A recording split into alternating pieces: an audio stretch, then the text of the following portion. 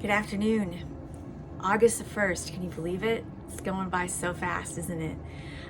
But this Sunday is the first Sunday in August, and so that means hasn't been consistent over the past year with Don and Luann and I sharing the pulpit, but we are going to take first Sunday of the month. We are going to take the Lord's Supper. I talked with Sally Cook, who prepares the elements for us, and she's going to do that for us this Sunday. She does a great job.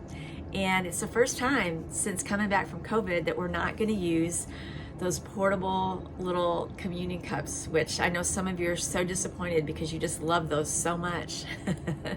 But we are going to do, we're going to go back and we're actually going to do it with real bread and real grape juice. And as I've been thinking about that, the logistics of that, I'm like, it's been a while. How do we do this again? So I've been thinking about that, and I've been a little bit anxious about it.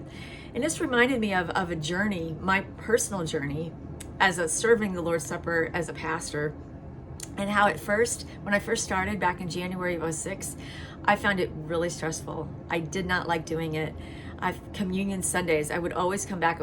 I had a 2-point charge down in Marion, so I would do it at Pittsburgh first, and then I'd go over to Cedar Grove and do it, and I wasn't licensed at the time, so I had to have an elder pray over the elements before. So it was a lot. It was like a logistical nightmare, and it was just stressful, and I did not like it because, again, it just was like stressful.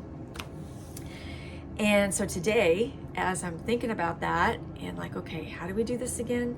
Found myself getting stressed. I'm like, no, I'm not doing this.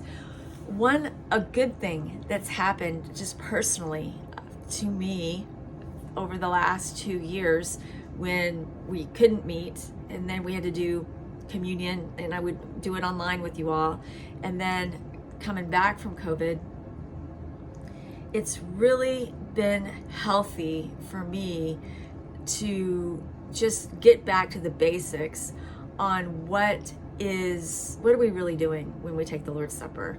The body broken and the blood poured out.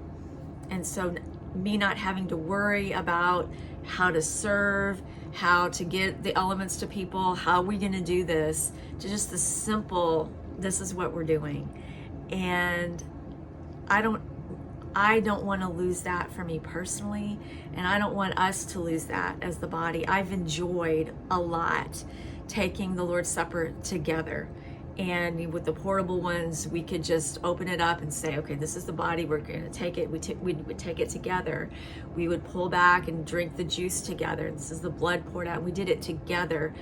I don't want to lose that. And there is a depth of meaning that I'm not going to get into here.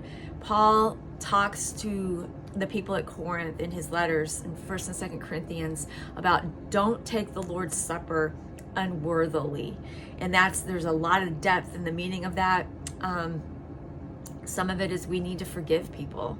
If we're taking it and have a hard heart and we're not willing to forgive, that's part of what that means. Another thing of part of what that means is that we need to remember that we're part of the body.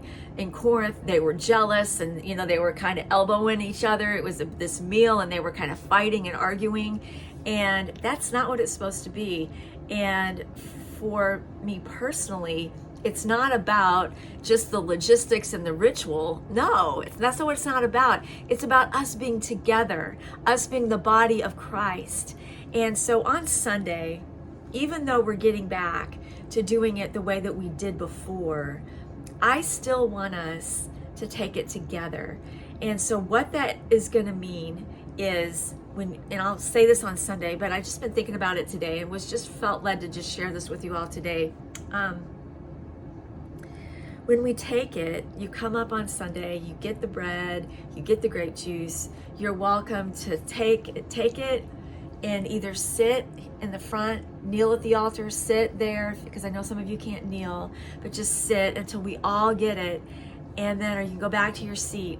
But then let's all, again, still take it together. And because that is what it's supposed to be. His blood poured out for everybody, his body broken for everybody. And so today, as I've found myself starting to get stressed about that, oh no, how are we going to do this? And it's been so long, and I found myself getting stressed again. I'm like, no, not going to do that. And so just wanted to share that. And but if you also, you're still welcome to bring elements from home if you would like, if you feel comfortable doing that. You don't feel comfortable taking it as a community, or you feel a little bit uneasy about that, bring your own. It's okay. But we're still going to take it together. Last Sunday, with the power being out, I set aside what I was going to preach and just exhorted out of Zechariah 4. But this Sunday, I'm going to pick that up again. I entitled that sermon, A Spiritual Heart Attack. And what are the things that choke out our heart spiritually? And Psalm 37 talks about that. Anxiety and fretting does. But the antidote is to delight yourself in the Lord, and He will give you the desires of your heart. And I've been really pleasantly, it's been fun. I've been doing some work on that word delight, and I've been surprised by what I have found and absolutely delighted. It's good stuff. So what does it look like to delight yourself in the Lord, and He'll give you the desires of your heart? We're going to look at that on Sunday. So Lord's Supper, we're going to do it like we've done it in the past. Real bread, real grape juice, none of the portable stuff, but we are going to take it together. And I'll explain that more on Sunday, but just wanted to share that because I was starting to get stressed about it. I'm like, no. No, we're not losing sight. I'm not going to lose sight of it. And so just wanted to share. Bless you all.